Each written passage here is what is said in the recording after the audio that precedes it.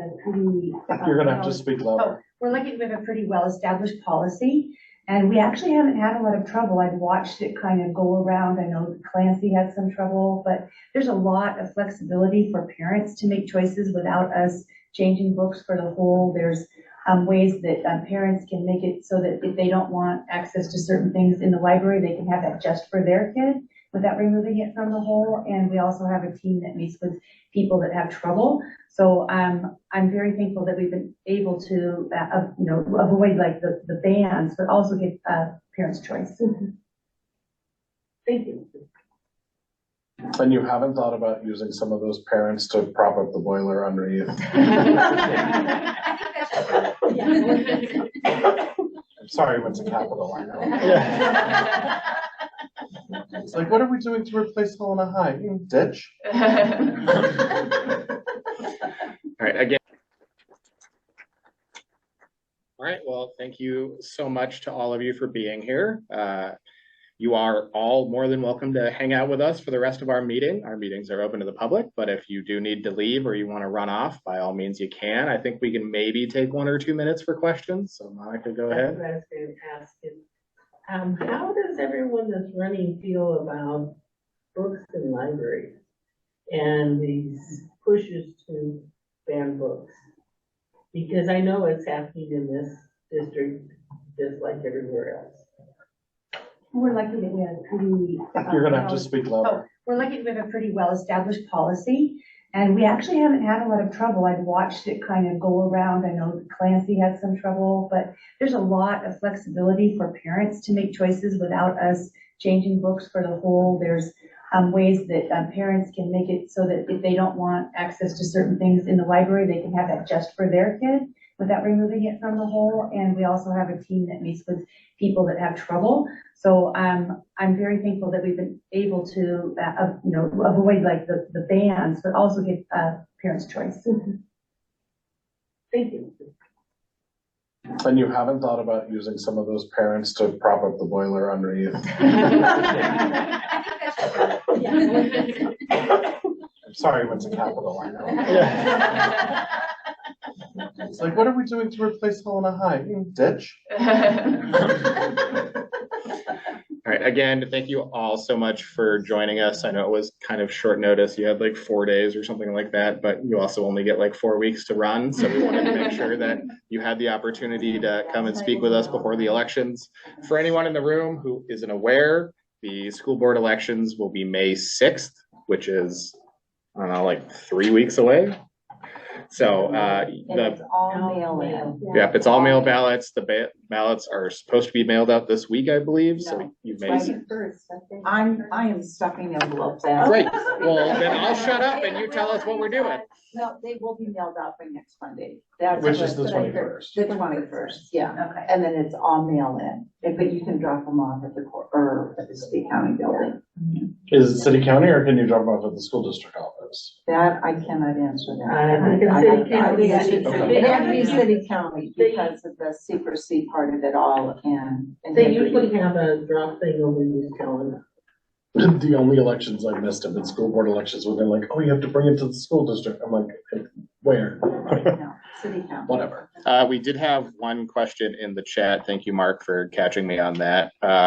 Someone asked about what specifically needs upgrades as it pertains to infrastructure, because like many of us, yeah, no, but if you could just provide us a quick rundown here for Alex, so he has they have an idea of what you were referring to, because I know a little bit about some of the issues that we're having from talking to teachers and having friends in education, but I want to make sure that everyone has an opportunity to at least understand a little bit of what's going on here. Sure. I'm happy to provide a part response and then other people can hop on. So Helena High in particular, there's a great concern that they have 3 boilers that have kept that building going. It was built in 1955. One of them is now totally non-functional, and there's a lot of dysfunction in that whole system. So Helena High was built on a swamp. The boilers are, not reliable, sinking into the swamp. So anyway, that that facility as at the top of the list for replacement. At the same time, though, we want to also do renovation, upgrades, and additions to Capitol High. So those two items are certainly going to be on a bond that will probably come for an election in the fall. So that's kind of first. We also have 11 elementary schools. 3 of those are brand new, but the rest of them, I think their average age is over 70 years old. So we have not been on, we do not have, East Helena's good fortune of having, you know, pretty brand new schools. We want to be able to get those on kind of a more regular replacement cycle, and there's deferred maintenance that runs into the, does anybody remember the specific number, into the Millions. tens, hundreds of millions. Hundreds, I thought it Hundreds was of like millions 350 of dollars, if you think about it overall. So deferred maintenance has just been piling up. And as Siobhan mentioned, we all know that inflation does not make any of that work cheaper as we move forward, whether it's rebuilding, you know, adding additions, renovating, or even just fixing old systems. So What's 350 million between friends, right? we're kind of hoping. I'd say another concern I've had touring schools is ADA accessibility. There are several schools that do not have enough like ADA accessible bathrooms, or like Smith School has one of the best gyms in a unified Special Olympics team, but they can't host any Special Olympics events because they don't have an accessible bathroom on the same floor as the gym and a very sketchy lift. So I say as an aunt of a kid with a disability, that is those infrastructure needs are very concerning.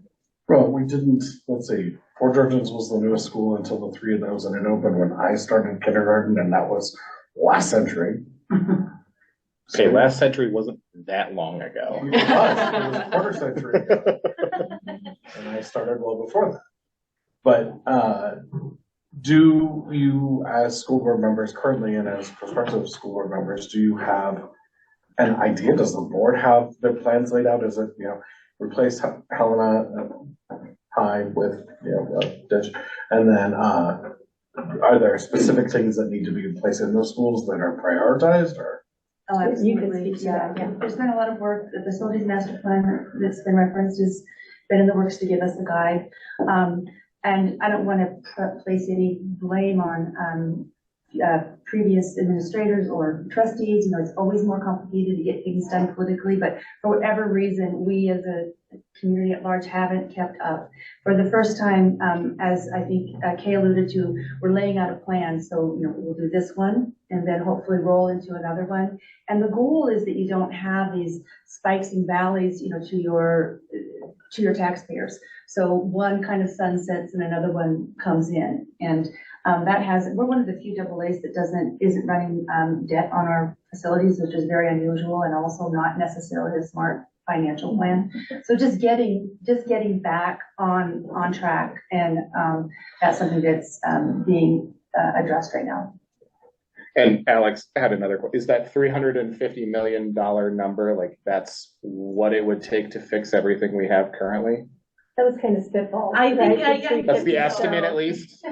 Because, yeah, I think the number kind of changes. It is when you put in the sunk costs and stuff, so. But I think that's kind of, you know, whether or not it makes sense to renovate all of them or tear them down and start over, because some of them, the deferred maintenance is probably more. Okay. If anyone wants to donate 400 million. You know? Yeah, wouldn't that be nice?